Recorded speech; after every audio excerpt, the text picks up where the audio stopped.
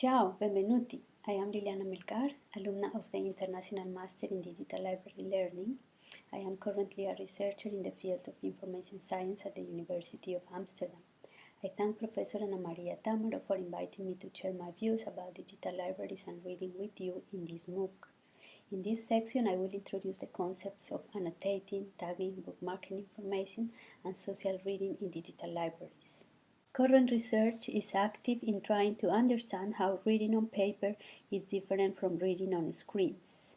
Also, the fact that there is too much information available on the web is making us go faster in reading, spending most of our time in skimming and scanning rather than on engaging on deep reading. The effect of these changes on learning are not yet well known. To date, most experts have worked to make reading on an e-reader or tablet as close to reading on paper as possible.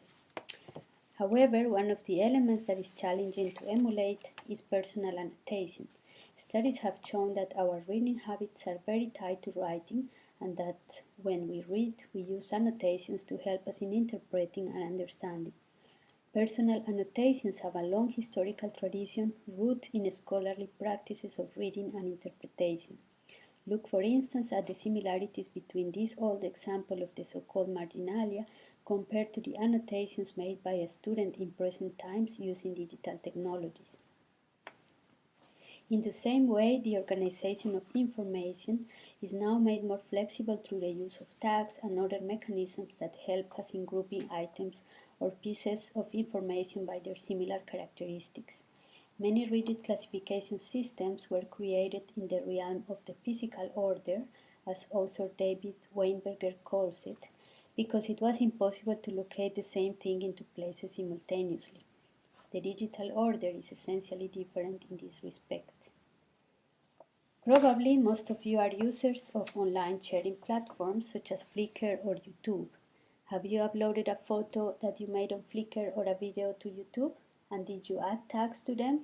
What kind of thoughts did you have when selecting the tags? These tasks of annotating while reading, creating bookmarks, assigning tags, or adding comments to items or content in the web is a way of participation that was not always possible in the web. When the web started, it was mostly static and meant for a reading-only approach. In that period, called the Web 1.0, we were passive consumers of web content, and it was not possible to share either our own content online. Around 2005, a kind of revolution occurred in the world of information when users were offered the possibility of adding tags to web pages. One of the first web services doing this was Delicious. These services allowed users to interact with web resources by bookmarking them and adding tags to organize them. Look, for example, at the library teen example introduced in the video about metadata by Getane Alemu in the same lesson of the MOOC. This phenomenon of user-generated content is the main characteristic of the so-called Web 2.0 or social web, which has grown enormously in the past years, moving the focus from the curators and indexing experts to content creators and consumers. The idea that consumers will also become producers is not new. Since the 70s of the last century, writers such as Marcian McLuhan or Alvin Toffler, who coined the term prosumers in 1980, observed that these roles were becoming blurred in different spheres of our social life. In terms of information organization and digital libraries, the age of the prosumers is leading to a new kind of curatorship which is broader and participatory. Enabling user participation in the metadata creation process is a necessary approach in our digital library systems nowadays, since they are part of the social web, an online environment in which everyone is empowered to create content or add tags or comments to this content or to share with others, as we do every day through online social networks such as Facebook or Twitter. There are basically two ways of enabling user participation in this collaborative annotation process in your digital library. One of them is to select which items in your collection need user annotations, for instance if there is missing metadata. Think, for example, of Flickr Commons, an initiative in which many institutions upload their photo collections to Flickr in order to obtain more metadata from the users' comments.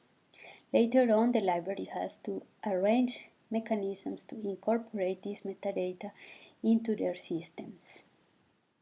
Another option is to build a digital library as a system for social reading.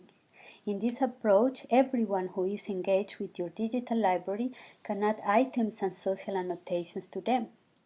You can have different levels of moderation in this case.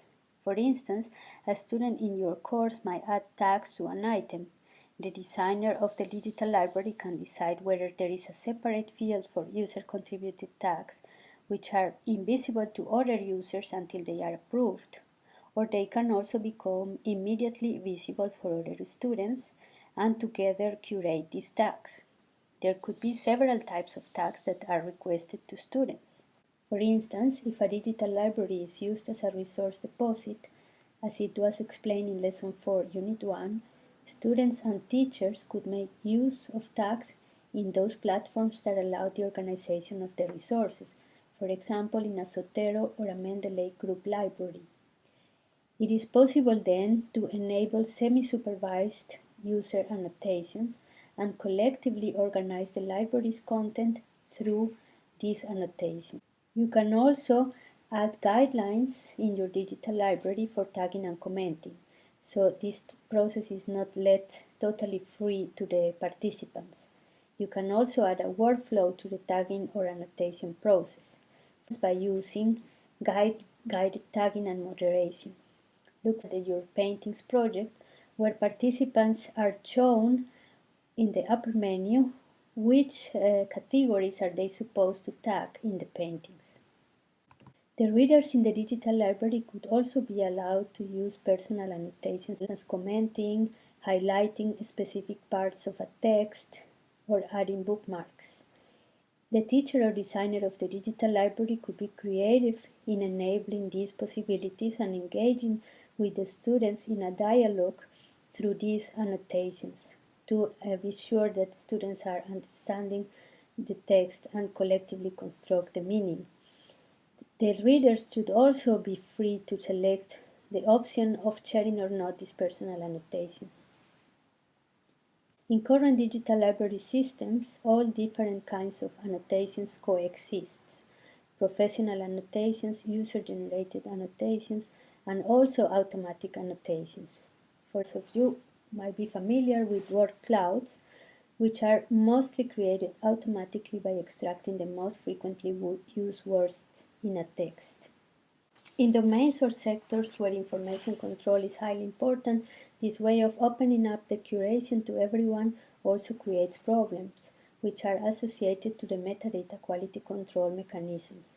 However, in the fields of education and humanities, social annotations bring important advantages to digital libraries, students, and scholars. Enabling user participation in the annotation process is a positive way of engaging users with the collections, also a way of obtaining more metadata to enrich their collections, but mostly it is a mechanism to facilitate the collective construction of meaning and understanding through social reading.